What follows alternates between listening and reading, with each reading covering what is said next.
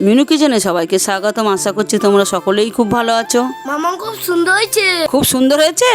হ্যাঁ, পটল কুমড়ো আলু কেটে নিচ্ছি। আজকে তোমাদের জন্য নিরামিষের জোড়া রেসিপি নিয়ে চলে এসেছি। পটলের সমস্ত খোসা ছাড়িয়ে ফেলছি না, সামান্য একটু করে খোসা রেখে রেখে ছাড়াচ্ছি। পটলের খোসাটা পুরো ছাড়িয়ে ফেললে যখন ভাজা করব সম্পূর্ণ সিজে যাবে। পটলগুলো এইভাবে কেটে ধুয়ে নিচ্ছি। সমস্ত পটলটা কাটা হয়ে গেছে।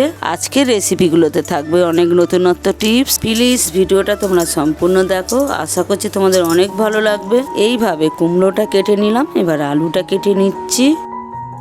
সমস্ত সবজিগুলোকে কেটে নিলাম। গ্যাস অন করে কড়া গরম করতে বসিয়ে দিলাম। গরম কড়ায় একটু পরিমাণ মতো সাদা তেল দিয়ে দিচ্ছি। গরম তেলের উপরে সমস্ত পটলগুলোকে ভাজা করতে দিচ্ছি। অল্প একটু নেড়ে কিছুক্ষণের জন্য ঢাকা দিয়ে দিলাম। পটলটা তাই ভাজা হতে থাক। এদিকে গরম কড়াইয়ে মুগ ডালটা ভেজে নিচ্ছি। ডালটাকে লক্ষ্য রাখতে হবে যাতে না পুড়ে যায়, একটু লাল লাল করে ভেজে নিচ্ছি। ওদিকে পটলটা প্রায় অনেকটা ভাজা ভাজা হয়ে এসছে। পটলটাকে একটু ভালো করে নেড়ে আবার কিছুক্ষণের জন্য ভাজা করতে দিয়ে দিলাম। লক্ষ্য রাখতে হবে ডালটা না পুড়ে যায়। ডালটা থেকে যখন একটা সুন্দর গন্ধ বেরোবে এবং হালকা যখন লাল লাল হয়ে আসবে, তখনই ভাববে ডালটা ভাজা হয়ে গেছে। এক মগ জল দিয়ে গরম ডালটাকে ভালো করে ধুয়ে নিচ্ছি। ওদিকে পটলটা প্রায় অনেকটাই ভাজা ভাজা হয়ে এসছে। সামান্য পরিমাণে একটু নুন, সামান্য পরিমাণে একটু হলুদ গুঁড়ো দিয়ে আবার একটু হালকা নেড়ে দিচ্ছি। কিছুক্ষণের জন্য ভাজতে দিয়ে ডালটাকে ধুয়ে নিচ্ছি। ডালটাকে ভালো করে দুবার তিনবার ধুয়ে নিয়ে হাফ মগ জল দিয়ে সিদ্ধ করতে বসিয়ে দিলাম। ডালটা এদিকে সিদ্ধ হতে থাক, ওদিকে পটলটা সম্পূর্ণ ভাজা হয়ে গেছে। পটলটাকে একটা থালার মধ্যে নামিয়ে নিলাম। আলুগুলো ভাজতে দিয়ে দিলাম। কিছুক্ষণ পরে আলুটা সম্পূর্ণ ভাজা হয়ে গেছে, তুলে নিলাম। ওই কড়াইয়ের মধ্যে পরিমাণ মতো একটু সাদা তেল দিয়ে দিলাম। একটা শুকনো লঙ্কা ছিঁড়ে দিয়ে একটা তেজপাতা দিয়ে দিলাম।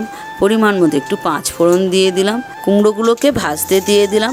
আমি কিন্তু প্রথমে কুমড়োগুলোকে ভাজিনি, তার কারণ কুমড়োগুলোকে প্রথমে ভাজলে গলে যাবে। একটা টমেটো ঘষে নিচ্ছি। কুমড়োটা অনেকটাই ভাজা হয়ে এসছে। পটল আলু ভেজে রেখেছিলাম দিয়ে দিলাম, দিয়ে একটু নাড়িয়ে দিচ্ছি।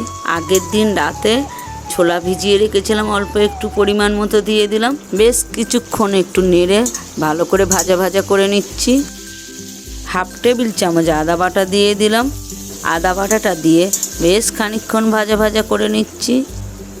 যে টমেটোটাকে ঘষে রেখেছিলাম দিয়ে দিলাম, আবার একটু নাড়িয়ে দিচ্ছি। পরিমাণ মতো হাফ টেবিল চামচ নুন দিয়ে দিলাম। 4টে চেরা কাঁচা লঙ্কা দিয়ে দিলাম, দিয়ে একটু ভালো করে ভাজা ভাজা করে নিচ্ছি সমস্ত সবজিটা।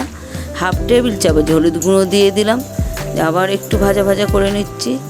1 গ্লাস জল পরিমাণ মতো দিয়ে দিলাম। একটু নাড়িয়ে দিয়ে একটা ঢাকা দিয়ে বেশ কিছুক্ষণের জন্য কুক করতে দিয়ে দিলাম। এদিকে মুগ ডালটা সম্পূর্ণ সিদ্ধ হয়ে গেছে, একটুও মুগ ডালটা পুড়ে যায়নি। একটা বাটির মধ্যে নামিয়ে নিচ্ছি। ওই কড়াইয়ের মধ্যে আবার পরিমাণ মতো একটু জল গরম করতে দিয়ে দিলাম। জলটা হালকা গরম হয়ে গেছে, সিদ্ধ ডালটার মধ্যে দিয়ে দিলাম। খুন্তি দিয়ে একটু ভালো মতো নাড়িয়ে দিলাম। গরম কড়াইয়ে পরিমাণ মতো একটু ঘি দিয়ে দিলাম।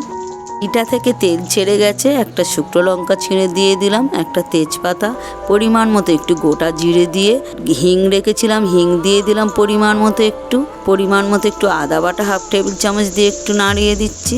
যে ডালটাকে সিদ্ধ করে রেখেছিলাম দিয়ে দিলাম, দিয়ে একটু নাড়িয়ে দিলাম ভালো মতো যাতে সমস্তটা মিশে যায়। পরিমাণ মতো হাফ টেবিল চামচ নুন, অল্প একটু হলুদ গুঁড়ো দিয়ে দিলাম, দিয়ে একটু নাড়িয়ে দিলাম।